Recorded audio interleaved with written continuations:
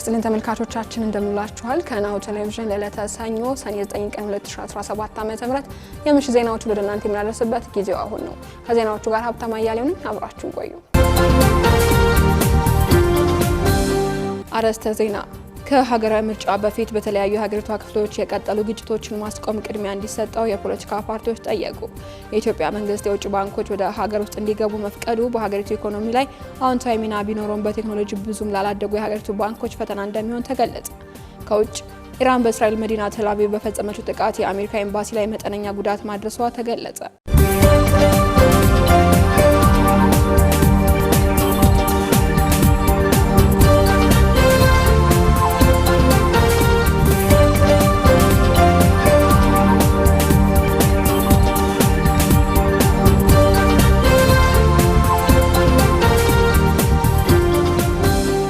ወደ ዝርዝሮቹ እናልፋለን። በተገባደደው 2017 ዓመተ ምህረት ባለፉት 9 ወራት ከታላቁ ህዳሴ ግድብ 6800 ሜጋዋት የኤሌክትሪክ ኃይል መገኘቱ ተገለጸ። ባለፉት 9 ወራት ከታላቁ የኢትዮጵያ ህዳሴ ግድብ 6800 ሜጋዋት ወይንም 6.8 ጊጋዋት ኤሌክትሪክ ኃይል መገኘቱን የውሃና ኢነርጂ ሚኒስቴር አስታውቋል። የውሃና ኢነርጂ ሚኒስትር ዶክተር ኢንጂነር ሀብታሙ ኢተፋ እንደተናገሩት ህዳሴ ግድቡ በአሁኑ ወቅት የመጨረሻው ምዕራፍ ላይ በመድረሱ ብዙ ውሃ መያዝ ይችላል ብለዋል። እንደ ሚኒስትሩ ገለጻ የግድቡ ተርባይኖች ስራ ከጀመሩ ቀናት አንስቶ የኤሌክትሪክ ኃይል እያመነጩ ይገኛሉ። አሁን ላይ 5 ተርባይኖች እያንዳንዳቸው 400 ሜጋዋት የኤሌክትሪክ ኃይል ማመንጨት ላይ መሆናቸውንም ገልጸዋል። በግንባታ ላይ ያሉ ተርባይኖችም ሲጠናቀቁ ደግሞ የበለጠ ኃይል ያመነጫሉ ብለዋል። ግድቡ ሲጠናቀቅ 11 ተርባይኖች ይኖሩታል። ባሳለፍነው ዓመት በተመሳሳይ ወቅት ታላቁ የኢትዮጵያ ህዳሴ ግድብ በ2 ተርባይኖች ከ2700 ጊጋዋት ሰዓት በላይ ኃይል ማመንጨቱ ይታወሳል። በ2016 10 ወራት ውስጥም በአጠቃላይ ከመነጨው የ16900 ጊጋዋት ሰዓት የኤሌክትሪክ ኃይል ውስጥም ታላቁ የኢትዮጵያ ህዳሴ ግድብ 16 በመቶ ድርሻ እንዳለውም ጠቅሰዋል። በወቅቱ የግድቡ 2 ተርባይኖች እያንዳንዳቸው 375 ሜጋዋት ያመነጩ ሲሆን የሚከተሉት ቀሪ 11 ዩኒቶች ኃይል ማምረት ሲጀምሩ እንደ ሀገር ያለው የማመንጨት አቅም 83 በመቶ ያደርሰዋል። የግድቡ ፕሮጀክት ሙሉ በሙሉ ሲጠናቀቅ 5150 ሜጋዋት የማመንጨት አቅም የሚኖረው ሲሆን ዓመታዊ የኃይል ምርቱም 15760 ጊጋዋት ሰዓት ይሆናል። ከሀገራዊ ምርጫ በፊት በተለያዩ የሀገሪቷ ክልሎች የቀጠሉ ግጭቶችን ማስቆም ቅድሚያ እንዲሰጠው የፖለቲካ ፓርቲዎች ጠየቁ። መጪው ሀገራዊ ምርጫ ከመካሄዱ በፊት በተለያዩ የሀገሪቷ አካባቢዎች የተካሄዱ ያሉ እርስ በርስ ግጭቶች በድርድርና ሰላማዊ በሆነ መንገድ መፈታት እንዳለባቸው የፖለቲካ ፓርቲዎች ገልጸዋል።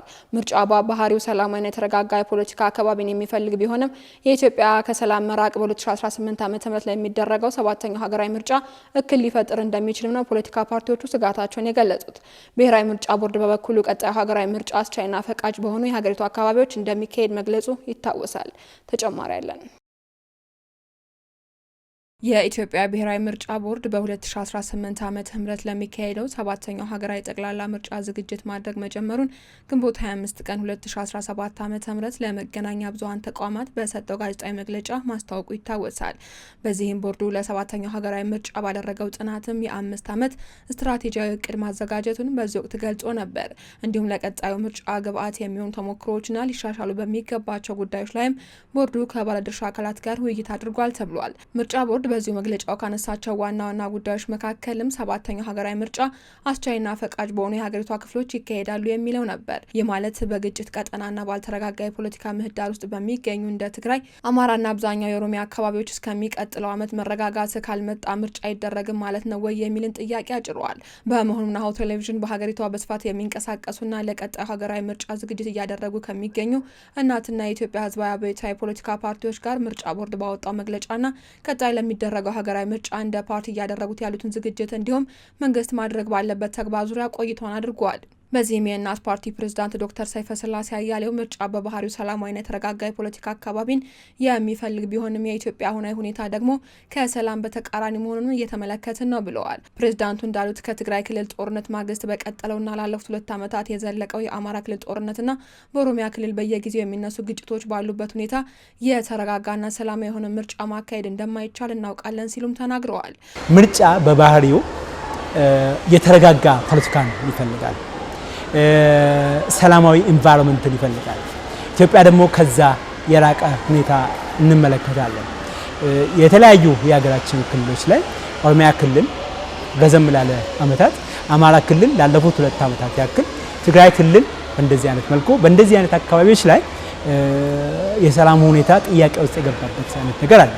እነኚህ ነገሮች ባሉበት ሁኔታ የተሳካና ጥሩ የሆነ ምርጫ ማድረግ እንደማይቻል እናውቃለን። በመሆኑም መጪው ሀገራዊ ምርጫ ከመካሄዱ በፊት በተለያዩ የሀገሪቱ አካባቢዎች እየተካሄዱ ያሉ የእርስ በርስ ግጭቶች በድርድርና ሰላማዊ በሆነ መንገድ መፈታት እንዳለባቸውና እንዲፈቱም ጫና እያደረጉ እንደሆነ ዶክተር ሰይፈ ስላሴ ገልጸዋል። ይህ ሁኔታም ሀገሪቷ ከገባችበት ኪሳራ ለመውጣት ብሎም ለሚካሄደው ምርጫ መደላድልን ለመፍጠር ያግዛል ብለዋል። እነኚህ ነገሮች መፈታት እንዳለባቸው እናምናለን። እንዲፈቱም ደግሞ ጫና እናደርጋለን። ለምሳሌ ሀገራችን ውስጥ እዚህም እዛም እየተደረጉ ያሉትን ጦርነቶች በተመለከተ ላለፉት 2 ዓመታት ያክል ከ2015 ሐምሌ ወር ጀምሮ ይሄ ጦርነት ሀገር የገባችበት ጦርነት በድርድር መቋጨት መቻል አለበት። ሀገር ከዚህ እያተረፈች ሳይሆን ሀገር ከዚህ እየከሰረች ነው ያለችው። በዚህኛውም በዛኛውም ሳይድ ኢትዮጵያዊ ነው እየወደቀ ያለው። አንድ እሱ ነው። ይሄንን በሰላማዊ መንገድ መፍታት እንደ ሀገር ወደ ሰላም የሚያመጣን ነገር እዛ ጋር ይፈጥረናል። ይሄ በሌላ በልኩ ምንድነው እዛ ጋር ምን አይነት መደላድል ይፈጥረናል? ለምርጫው ጥሩ መደላድል ይፈጥረናል። ይሄ በሌለበት ሁኔታ ሰላም ሊሰፍን ባልቻለበት ሁኔታ ውጤታማ የሆነ ምርጫ ሊካሄድ ይችላል ብለን አናምንም። ስለሆነ ምርጫ ቦርድ እንዳለው ለሰባተኛው ሀገራዊ ምርጫ አስቻይና ፈቃጅ አካባቢዎችን ለመፍጠርና ነጻ፣ ገለልተኛ፣ ፍትሃዊና የተረጋጋ ምርጫ ለማካሄድ ብሎም የሀገሪቷን ሰላም ለመመለስ በመንግስትና በታጠቁ ኃይሎች ቁርጠኝነትና ፍላጎት ካለ የ1 ዓመት ጊዜ እንዳለ ፕሬዝዳንቱ ጠቁመዋል። ብሔራዊ ምርጫ ቦርድ ክብርት የብሔራዊ ምርጫ ቦርድ ሰብሳቢም ባለፈው ጊዜ እዛ ጋር አሁን አንቺ እንደተናገርሽው አስቻይ ሁኔታዎች ባሉበት ብለው እዛ ጋር የተናገሩት ነገር አለ። እንግዲህ እነኛ አስቻይ ሁኔታዎች መፈጠር መቻል አለባቸው ለማለት አስቻይ ሁኔታ የማይፈጠር ነገር ከሆነ ምንድነው የሚሆነው ነገር የምንመለከት ነገር ይሆናል። ግን ጊዜ አለ። ችግሮቻችንን በሰላማዊ መልክ ለመፍታት ጊዜ አለን። ፍላጎቱ ካለ፣ ቁርጠኝነቱ ካለ ኢትዮጵያ የገባችበትን ችግር መፍቻ መንገድ አለ ብለን እናስባለን። ይሄ ኢትዮጵያ የገባችበት ችግር ለሀገር እንደ ሀገር ሰላም እንዲያመጣለን፣ በሌላ በኩል ደግሞ የምናስበውን ነፃ፣ ፍትሃዊና የሳካ ምርጫ ለማካሄድ የሆነ በር ይከፍትልናል፣ የተመቻቸ ሁኔታ ይፈጥርልናል ብለን እናስባለን። ወደዛ ነው እየሰራን ያለ ነው። ያንን በሂደት እንመለከተዋለን። ከዛ ምንድነው እዛ ጋር ሊከተል የሚችለው የሚለው ነገር እንግዲህ በሂደት የምናየው ነገር ይሆናል። እንደ አንድ በሰላማዊ መንገድ እንደሚንቀሳቀስ የፖለቲካ ፓርቲ ወደ ስልጣን ለመምጣት አንድና አንድ ያለው መንገድ ምርጫና ምርጫ ብቻ መሆኑን የተናገሩት ፕሬዝዳንቱ ፓርቲያቸው በቀጣይ ሀገራዊ ምርጫ እንደሚሳተፍም አክለዋል። የኢትዮጵያ ሕዝባዊ አብዮታዊ ፖለቲካ ፓርቲ ዋና ጸሐፊ ሚስጥረ ስላሴ ታምራት በበኩላቸው አሁን ላይ እንደ ፓርቲ ምርጫ ውስጥ እንሳተፋለን አንሳተፍም የሚለው ጉዳይ ላይ ከውሳኔ ያልደረስንም ያሉ ሲሆን ሀገራዊ ምርጫው ግን ህገ መንግስታዊ ስርዓቱን ተከትሎ እንዲካሄድ እንፈልጋለን ብለዋል። ነገር ግን ምርጫው ከመካሄዱ በፊት ምርጫ ቦርድና መንግስት የግድ ተግባራዊ ሊያደርጋቸው የሚገቡ 6 ነጥቦችን ፓርቲው በይፋ ማስቀመጡን ጸሐፊዋ ተናግረዋል። አንደኛ የሚዲያ ነጻነት መኖር አለበት። በሚዲያዎች ላይ የሚደረገው ቀጥተኛም ሆነ ተዘዋዋሪ ጣልቃ ገብነት መቆም አለበት ብለን እናምናለን። አገዛዙ እንደሚያገለግሉት ሁሉ ተቃዋሚዎቹንም እንዲሁ የተለየ ሀሳብ ያላቸውንም ሰዎች ማገልገል አለባቸው ብለን እናምናለን። ከዚህ በተጨማሪ ደግሞ የታሰሩ የፖለቲካና የማንነት እስረኞች ያለምንም ቅድመ ሁኔታ እንዲፈቱ እንፈልጋለን። በጦርነት ላይ ያሉ በትጥቅ ትግል ላይ ያሉ ወንድሞች ደግሞ ጥያቄያቸው ሙሉ በሙሉ እንዲመለስና በሰላማዊ መንገድ መጥተው እነሱም የራሳቸውን አስተዋጽኦ እንዲያበረክቱና ትክክለኛ የስሙላ ያልሆነ ለነሱ ዋስትና የሚሰጥ ድርድር እንዲካሄድ እንፈልጋለን። በምርጫ ቦርድ ላይ ደግሞ አዲስ አመራሮችን የመተካት ሂደት አለ። እሱን እኛ እናምንበትም አዲስ አመራር መተካት አለበት ብለን አናስብም። ምክንያቱም በተለያዩ የሰብአዊና የዲሞክራሲ ተቋማት ላይ እያደረገ እንዳለው አገዛዙ የራሱን ካድሬዎች የማምጣት ሂደት ነው ብለን ነው የምናምነው። የሰብአዊ መብት ኮሚሽንን መጥቀስ ይቻላል በምሳሌነት። አሁን ያሉት ክፍተት የለባቸውም ማለት ሳይሆን፣ ነገር ግን አሁን ያሉትን ጥሩ ጎናቸውን አጠናክረው እንዲቀጥሉና ያንን ምርጫ እንዲያስፈጽሙ፣ ምክንያቱም ልምድ አላቸው።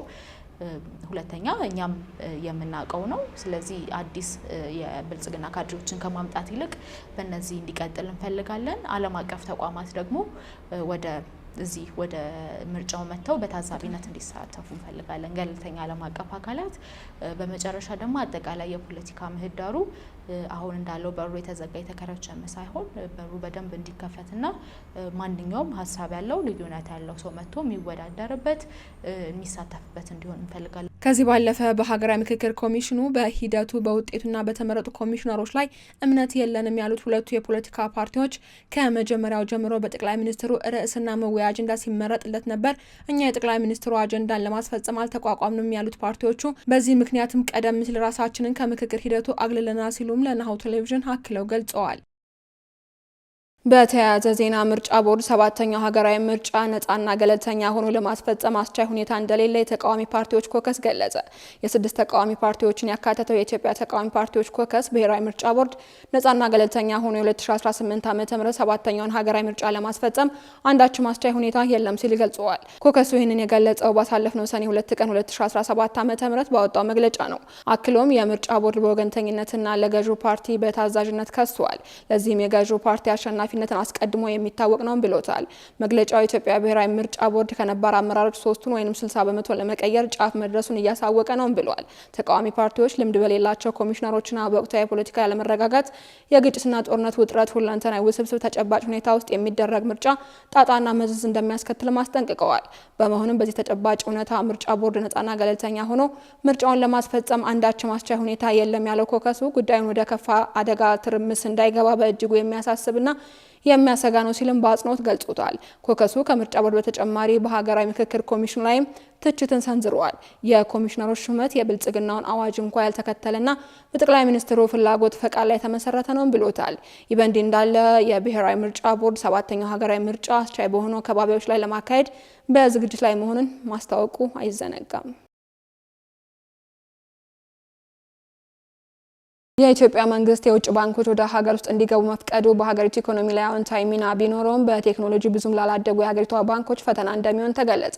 በሀገሪቷ የሚገኙ ባንኮች በብሔር በሃይማኖትና መሰል አደረጃጀት መቋቋም የውጭ ባንኮች ወደ ሀገር ውስጥ ቢገቡ ተወዳዳሪነት ላይ እንዲቸገሩ እንደሚያደርጋቸው የምጣኔ ሀብት ባለሙያው ዶክተር አረጋ ሹመቴ ለናሁ ቴሌቪዥን ገልጸዋል። የውጭ ባንኮች ወደ ሀገር ውስጥ ቢገቡም በተካኑባቸው የቴክኖሎጂ አማራጮች የፋይናንስ ተደራሽነት ሊያሰፉ እንደሚችሉ የምጣኔ ሀብት ባለሙያው በአዎንታዊ ጎኑ አንስተዋል።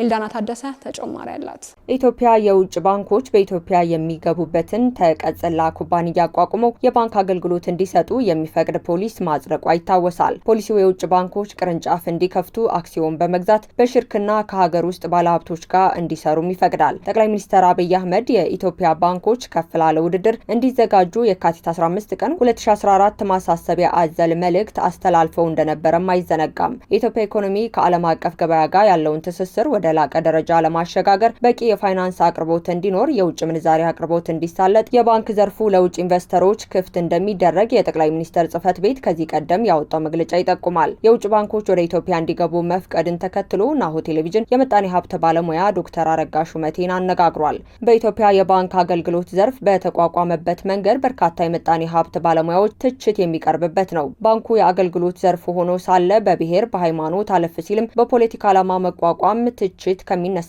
ነጥቦች መካከል ናቸው። የኢትዮጵያ መንግስት ለባንክ አገልግሎት ዘርፍ የሚዘጋጀው ፖሊሲና ሕግን የውጭ ባንኮች ወደ ገበያ ለመግባት በሚኖራቸው ፍላጎት ላይ የራሱ ሚና እንደሚጫወት የምጣኔ ሀብት ባለሙያው ዶክተር አረጋ ሹመቴ ይናገራሉ።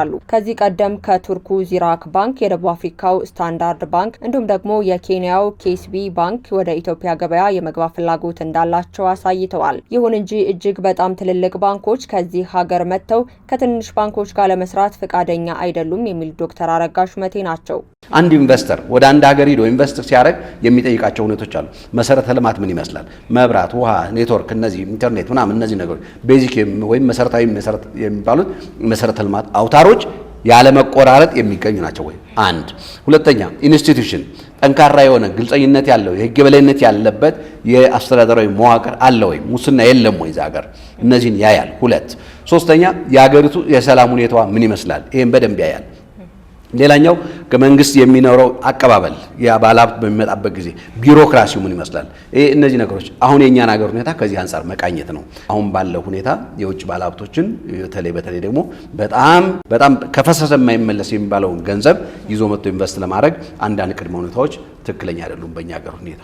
ስለዚህ አሁን ባለው ሲቹዌሽን ብዙ ባንኮችን ወይም ብዙ የፋይናንስ ተቋማትን አልጠብቅም። የኢትዮጵያ ባንኮች ቁጥር በከፍተኛ ፍጥነት ቢያድግም አሁን የኢትዮጵያ ንግድ ባንክ በገበያው ከፍተኛ ድርሻ አለው። የውጭ ባንኮች ወደ ገበያ ሲገቡ ለአነስተኛና መካከለኛ ባንኮች ብርቱ ፈተና እንደሚጠበቅባቸውም ባለሙያው ይናገራሉ። ከዓለም አቀፍ ባንኮች ይልቅ አህጉራዊ ወደ ኢትዮጵያ ሊያመሩ እንደሚችሉ ዶክተር አረጋ ሹመቴ ያስረዳሉ። ኢትዮጵያ የመንግስት የልማት ድርጅቶች ወደ ግል ለማዘዋወርና ተዘግተው የቆዩ ዘርፎችን ለውጭ ባለወረቀቶች ለመክፈል የምታደርገው ጥረት የሰሜኑን ጦርነት ጥላ አሳርፎበታል። ባለሙያው እንደሚሉት ባንኮቹ የተቋቋሙበት ስር መሰረት ሲታይ አንድም በብሔር ነው፣ አንድም መሰረቱ ደግሞ በሃይማኖት ሊሆን ይችላል። በጾታና የኛ ሀገር ባንኮች አደረጃጀት ድብልቅልቅ ነው። ይህ ሆኖ ወደ 60 በመቶ የገበያ ድርሻ የሚይዘው የመንግስት ባንክ ነው። ይህ ባለበት ሁኔታ እስካሁን ያደረጉት ዝግጅት ምንም የለም ብዬ ነው የማምነው ሲሉ ዶክተር አረጋ ሹመቴም አንስተዋል። ኢንቨስትመንትን በሚያበረታታ ልክ እንደኛ እንዳሁኑ እንዳሉ ባንኮች ይቆጥቡ ይሸለሙ አይነት ወይም ይቆጥቡ ምን ያርጉ ከሆነ ብዙም አዲስ ነገር አይኖራቸውም። ስለዚህ ይዘውት የሚመጡት ፕሮዳክት ይወስናቸዋል። ተወዳዳሪ ይሆናሉ አይሆንም የሚለውን እንደ ያለን አንዳንድ ስታቲስቲካዊ መረጃ የኛ ሀገር ባንኮች አደረጃጀታቸው አንዳንዶቹ የቋንቋ አደረጃጀት አላቸው፣ አንዳንዶቹ የፖለቲካ አደረጃጀት አላቸው፣ አንዳንዶቹ የሃይማኖታዊ አደረጃጀት አላቸው። በዚህ ደግሞ በሁሉም ዘንድ ቅቡል ሆነው ቢዝነሱ ላይ ተወዳዳሪ ለመሆን ያስቸግራቸዋል። ይሄ ደግሞ በቢዝነስ ዓለም አይሰራም። ቢዝነስ ዓለም ላይ ከሁሉም ነፃ ሆኖ ነው ቢዝነስ የሚሰራው። ስለዚህ ከዚህ አንጻር አደረጃጀታቸው ማስተካከል መቃየት ይኖርባቸዋል። አቅም ያላቸው ባንኮች የሚመጡ ከሆነ ተፎካካሪ እና ተወዳዳሪ ለመሆን እርግጠኛ ነኝ በደንብ ነው የሚቸገሩት። የኢትዮጵያ ባንኮች የሚሰጡት አገልግሎት ኬንያን ከመሳሰሉ ጎረቤት እንኳ ሲወዳደር ኋላ ቀር እየተባለ ይወቀሳል። እንደ ዶክተር አረጋ ገለጻ የውጭ ተወዳዳሪ ባንኮች ሲገቡ በገበያ በሚያቀርቡት አገልግሎት የፋይናንስ ትብብርን መሰረት ያደረገና ውድድርን መሰረት ያደረገ ሊሆን እንደሚችልም ይጠበቃል። በገበያ ውድድሩ የሚፈጠሩ አገልግሎቶች በተለይም የብድር አቅርቦት በጣም አዋጭና እጅግ አበረታች የሆኑ መዋዕለ ንዋይን የሚፈልጉ ሊሆኑ እንደሚችል ዶክተር አረጋ ሹመቴ እምነታቸውን ገልጸዋል። ግን ምንድነው እነዚህ ባለሀብቶች ወደ አገራችን ሊመጡ የሚችሉት? ሌሎች ሀገሮች ሳውዝ አፍሪካ፣ ደቡብ አፍሪካ ብቻ ሩቅ መሄድ አያስፈልግም። ጎረቤት ሀገራት ኬንያ፣ ዩጋንዳ ብትሄጂ የውጭ ሀገር ባንኮች በጣም በገፍ ነው ያሉት። የገንዘብ ግብይቱም በነፃነት ነው የሚደረግ። ልክ እንደ ሱቅ ዕቃ ነው የውጭ ሀገር ገንዘብ ገዝተሽ የምትሄጂው። ይሄ ምንም ኢኮኖሚው በጣም ነፃ ነው። የውጭ ባለሀብቶችም እንደልባቸው ነው። ግን ወደኛ ሀገር አሁን ወዳለው ሁኔታ ስንመጣ የውጭ ባንኮች እንዲገቡ ጋብዟቸዋል። የውጭ ሱፐርማርኬቶች ወደ ሀገር ውስጥ እንዲገቡ ተጋብዘዋል። ሱፐርማርኬቶች እስካሁን ገቡ የሚባል ሱፐርማርኬት አላየንም። ባንኮቹ እንዲገቡ ተፈቅዶላቸዋል። መመሪያዎች እየተዘጋጁ ነው የሚባለው። ግን መመሪያዎችን ከማዘጋጀት እንዲገቡ ከመፍቀድ በተጨማሪ ሌሎች ስራዎችን መሰራት እንችላለን። ያለበለዚያ መመሪያው ቢዘጋጅም እንዲገቡ ይፈቀድላቸውም ማንም ባንክ ላይ መጣ ይችላል።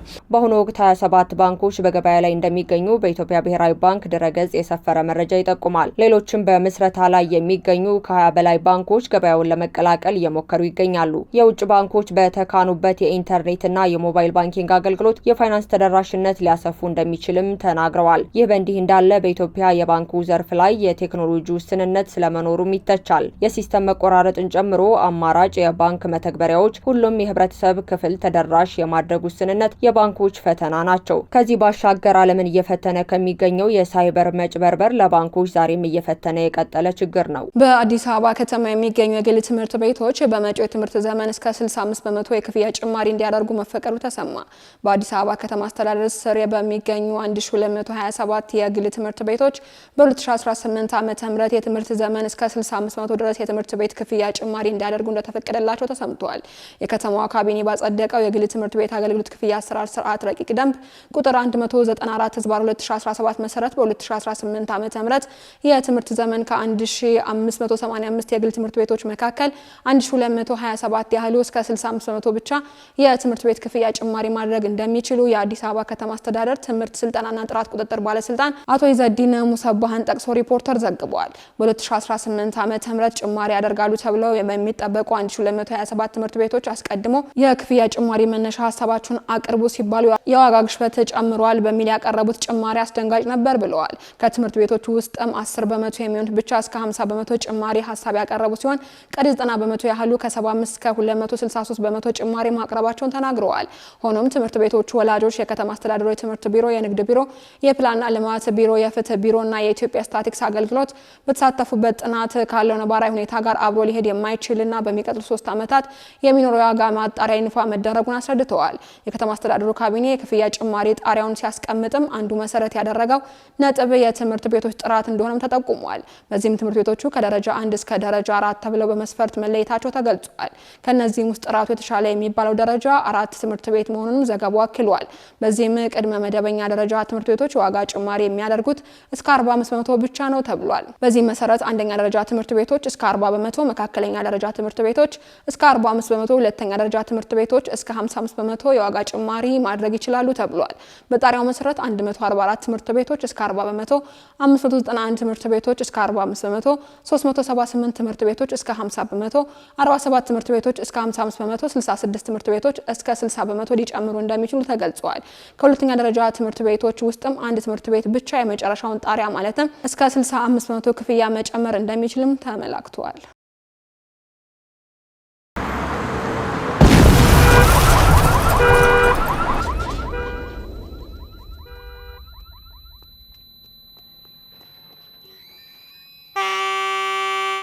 ያልታሰበ ሲሳይ ለባሉካም ለደንበኛም ከአቢሲኒያ ባንክ።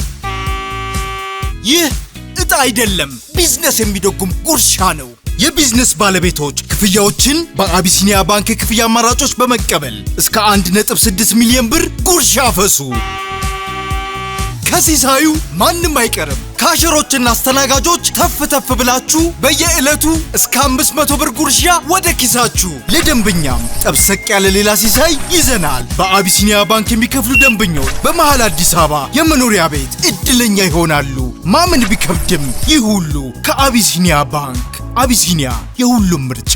ደንብና ሁኔታዎች ተፈጻሚነት አላቸው። ምን አሰብክ ታዲያ? ዛሬ ላደርገው እኮ የምርህን ነው? አዎ። ታዲያ እዚህ ምን ትሰራለህ? ሂዳ ታዲያ አንበሳ ታዲያ ይቅና። አመሰግናለሁ።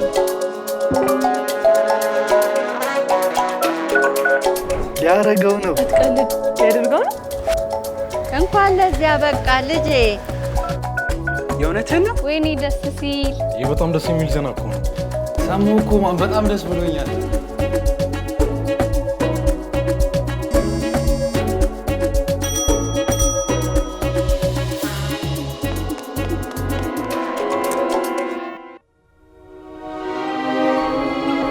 ታገቢኛለሽ የኔ ቆንጆ? የትኛውንም አይነት የሳፋሪኮም ጥቅል ገዝተው ወደ ቴሌ በመደወል ያለ ሐሳብ ያውሩ። በተጨማሪም በሚገዙት እያንዳንዱ ጥቅል ተጨማሪ ጉርሻ ያገኙ። ሳፋሪኮም ኢትዮጵያ፣ በአብሮነት ወደፊት። ወደ ውጭ ዜናዎች እናልፋለን። አሜሪካ ኢትዮጵያን ጨምሮ በ36 ሀገራት ዜጎች ላይ የጉዞ እገዳ ልትጥል መሆኑ ተሰማ። የትራምፕ አስተዳደር ኢትዮጵያውያን፣ ግብፃውያንና ናይጄሪያውያን ጨምሮ የ36 ሀገራት ዜጎች ወደ አሜሪካ እንዳይገቡ ለማገድ ሀሳብ እንዳለ ሮይተርስና ዋሽንግተን ፖስት የተመለከቱት የሀገሪቱ የውጭ ጉዳይ መስሪያ ቤት ውሳኔ ሰነድ አመላክተዋል። በውጭ ጉዳይ ሚኒስትር ማርኮ ሩቢዮ የተፈረመውና ለዲፕሎማቶች የተዘጋጀው ሰነዱ ላይ በቀጣይ ዜጎቻቸው ላይ እገዳ ሊጣልባቸው የታሰቡ 36 ሀገራት ዝርዝር የሰፈረ ሲሆን ሀገራቱ ከእገዳው ለመውጣት ማከናወን የሚጠበቅባቸው ማስተካከያዎች ተካተውበታል። ሰነዱ ዜጎቻቸው ወደ አሜሪካ እንዳይገቡ ሙሉ ወይንም ከፊል እገዳ የሚጣልባቸው ሀገራት በመለየት ያሉባቸውን ችግሮች በማስቀመጥ ይህ እገዳ ተግባራዊ ከመሆኑ በፊት ሀገራቱ የሚጠበቅባቸው መመዘኛዎችና ማስተካከያዎች እንዲያደርጉ የ2 ወራት ጊዜ ገደብ ተሰጥቷቸዋል። ባለፈው ሳምንት ማብቂያ ላይ ለሚመለከታቸው ዲፕሎማቶች የተሰራጨው ይህ ሰነድ የውጭ ጉዳይ መስሪያ ቤቱ የተቀመጡ መመዘኛዎችና ግዴታዎች በ60 ቀናት የማያሟሉ ከሆነ ሙሉ ወይንም ከፊል የጉዞ እገዳ የሚጣልባቸውና አሳሳቢ የሆኑ 36 ሀገራት ለይቷል ማለቱን ሮይተርስ በዘገባው አመላክተዋል። ባለፈው ግንቦት ኤርትራ፣ ሱዳንና ሶማሊያን ጨምሮ 7 የአፍሪካ ሀገራት ባሉባቸው 12 ሀገራት ላይ ፕሬዝዳንት ትራምፕ የሀገራቸውና የሕዝባቸውን ደህንነት ለመጠበቅ በሚል ትዕዛዝ ፈርመው ተግባራዊ መሆኑን ቢቢሲ አስነብቧል። በመጨረሻም ኢራን በእስራኤል መዲና ቴል አቪቭ በፈጸመችው ጥቃት የአሜሪካ ኤምባሲ ላይ መጠነኛ ጉዳት ማድረሷ ተገለጸ። እሁድ ምሽት ኢራን ባስወነጨፈቻቸው ሚሳኤሎች በቴል አቪቭ በሚገኘው የኤምባሲዎች ቅርንጫፍ መጠነኛ ጉዳት መድረሱን በእስራኤል የአሜሪካ አምባሳደር አስታውቀዋል። አምባሳደር ማይክ ሃካቢ በኤክስ ገጻቸው ላይ እንዳሰፈሩትም ቆንስላው በኢራን ሚሳኤሎች ንዝረት ጉዳት ስለደረሰበት ዝግ ሆኖ ይቆያል ብለዋል። የአሜሪካ ኤምባሲ በቴል አቪቭና በኢየሩሳሌም የሚገኙ ሰራተኞች መጠለያ ውስጥ እንዲቆዩ ማሳሰቢያ ሰጥቷል። በሚሳኤል ጥቃቶች የተጎዳው የኤምባሲ ሰራተኞች እንደሌለም አምባሳደሩ አክለው ተናግረዋል። ይህ በእንዲህ እንዳለ በዚህ ጦርነት ኢራን አሜሪካን ኢላማ ካደረገች መዘዙ እንደሚከፋ አሜሪካ አስጠንቅቃለች። አሜሪካ ይህንን እያለችው ኢራን፣ አሜሪካ፣ ፈረንሳይና ዩናይትድ ኪንግደም እስራኤልን የሚረዱ ከሆነ አጸፋዊ እንደምትሰጥ ማስጠንቀቂያ መስጠቷን ተከትሎ ነው። እስራኤል በኢራን ላይ የፈጸመችውን ጥቃት በተመለከተ ከጥቃቱ በፊት አሜሪካ ምክር ተጠይቃ በምላሹ ራሷን ለመከላከል መሰረታዊ የሚል ምላሽ እንደተሰጣትም የአሜሪካ ባለስልጣናት ተናግረዋል። አሜሪካ ስለ ጥቃቱ ቀድሞ ቢነገራትም በእነዚህ ጥቃቶች ላይ ወታደራዊ ተሳትፎ አልነበራትም ሲሉ የሀገሪቱ የዓለም አቀፍ ድርጅት ጉዳዮች ቢሮ ከፍተኛ ባለስልጣን ማይክ ፒቲን ለተባበሩት መንግስታት ድርጅት የጸጥታው ምክር ቤት ተናግረዋል። ኢራን በቀጠና ያሉ የአሜሪካ ዜጎች የጦር ሰፈሮችን ወይንም መሰረተ ልማቶችን ኢላማ ካደረገች የሚከተላት መዘዝ አስከፊ ነው ሲሉም ተናግረዋል። ተመልካቾቻችን ከናሁ ቴሌቪዥን ለዕለቱ ያዝንላችሁ የምሽት ዜናዎች እስካሁኖቹ ነበሩ። ዜናዎቹ ወደ እናንተ እያደረስኩ አብሬያችሁ ቆየሁት ሀብታም አያሌው ነበርኩኝ። ሰናይ ምሽት።